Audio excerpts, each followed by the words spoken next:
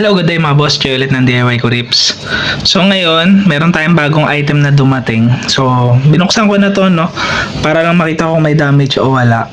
Pero ano ba to, no? Bagong parts ito nung NMAX B2 natin. Swing arm to, pero CNC cut ito. Yan.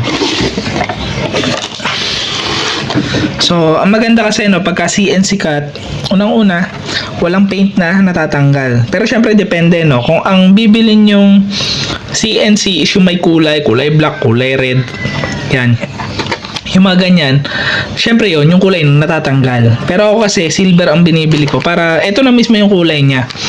Yan. So, ang pangit lang sa mga ganito, no, yung mga alloy, mabilis tong madent.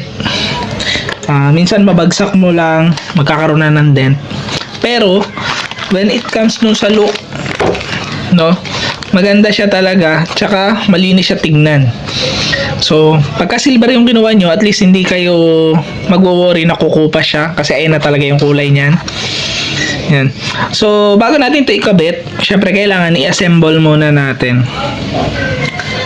Yan.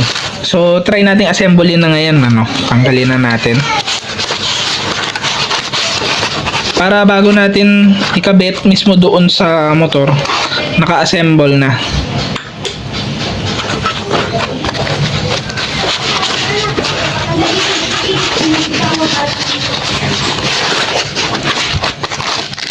Ito yung bracket para sa tambucho. Yan. Screw, may kasama na ring screw. Ito, hindi ko sure kung para saan to. Check na lang natin mamaya. Tapos may ganito siya. Tingin ko ito bracket to para doon sa caliper. Yan. Ito bracket to para sa ABS. Kaya magpatanggal ng swing arm. Yan.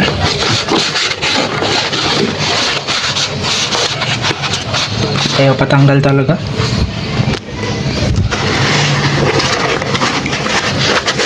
Yan. So natanggal na natin yung pinaka swing arm. Yan, di bali ganyan yung itsura niyan, ano. Yan. So yung sa tambucho dito natin lalagay, dito, tsaka dito. Yung shock dito. Tapos meron dalawang screw yan dito. Yan. Tapos may sticker ng PCTech. So unahin natin muna ikabit yung para sa tambucho. Dito, tsaka dito. Tapos gamitin natin yung tornilyo. So kakabit ko na lang muna, no, para mabilis yung video natin. Nakabit na natin yan yung bracket nung pinaka pipe natin. So ang isunod naman natin, pwedeng ito, no, yung bearing. Yan, ito. Sunod natin tong bearing. So yung bearing, dito yan sa kabila kinakabit. Yan. Yan, no, may 5 butas. Pag ganyan. Yan, saktong-sakto siya. Yan. Hindi yan nakakabit ng papaganito, no. Yan. Hindi papaganyan. So papaganito siya. Yan. Pero bago mo siya matornilyohan, need mo munang tanggalin to. Ayan. Tanggalin mo muna to para magkaroon ka ng access dun sa butas papunta dito sa loob. So ang gagawin ko, tatanggalin ko na muna to. Tapos i-screwhan ko na tong para sa bearing.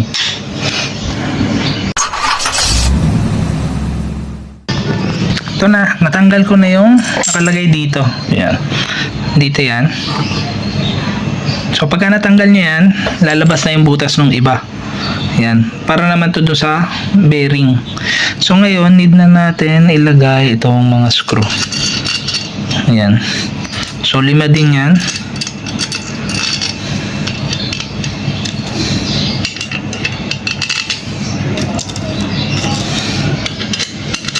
Ayan. So 5 yan, ano. Pagka nakabit nyo na yung screw, need nyo ibalik ito. Ayan. Tapos balik nyo ulit yung screw. So, kabit ko na muna. Tapos, pakita ko sa inyo, no? Tapos, babalik na natin ulit yung itong cover na tinanggal natin. Ito na. Yan. Nakabit ko na yung 5 tornilyo. So, need nyo ibalik tong cover. Yan. Tapos, balik nyo rin yung tornilyo nyan. 5 din yan.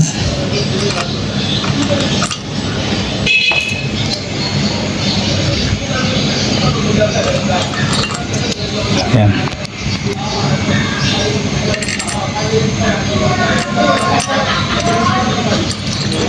So yan, 5 din yan. So kakabit ko na muna. Tapos ang next natin ikakabit is itong para sa may ABS sensor and itong bracket ng caliper. So ito medyo may concern ako dito sa bracket ng caliper. Parang hindi kasya dito yung stock bracket ng NMAX. So hindi ko alam kung ito is pang aftermarket lang na caliper dapat ang ikakabit nyo. Pero either way, ito muna yung kabit natin, tapos saka natin ito i-check mamaya. So kabit ko na muna to.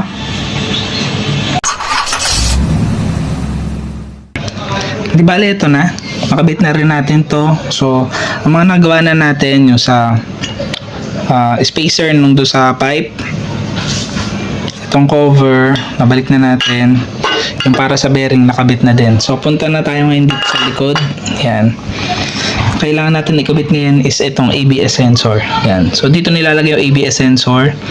So pag ito kinabit is pag ganito. Yan. Yan, so hindi yan papaganito, no, mali po yan. Kailangan pag ganito. Kung makikita nyo, may slot din yung para sa screw. At saka at the same time, itong mga shape na to, yan, tsaka yan, magmamatch yan dito sa shape dito. Yan. So papaganyan yan.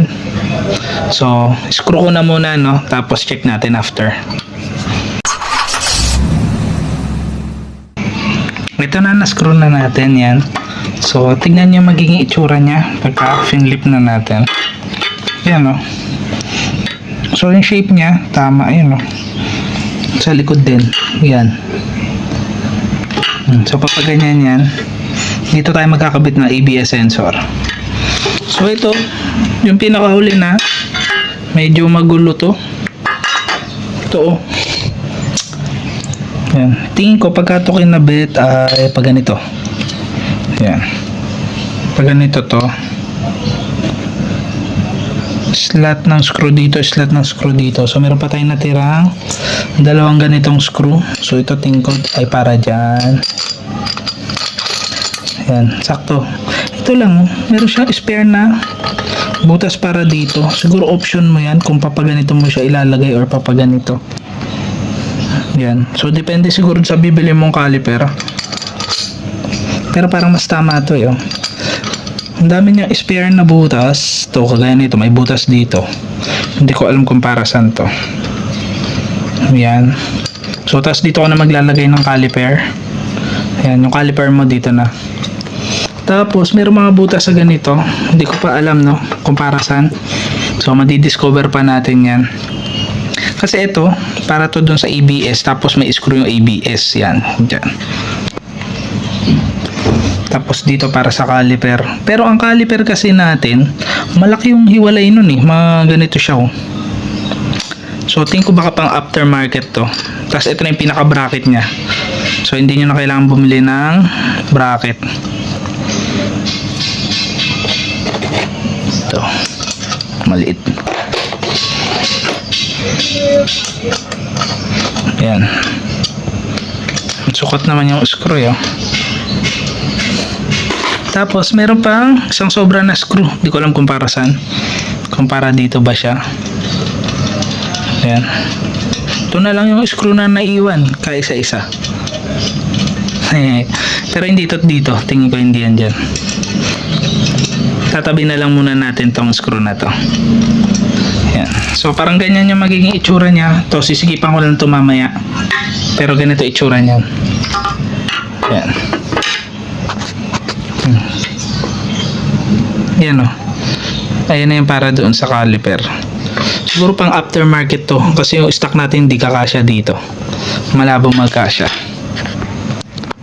Ayan.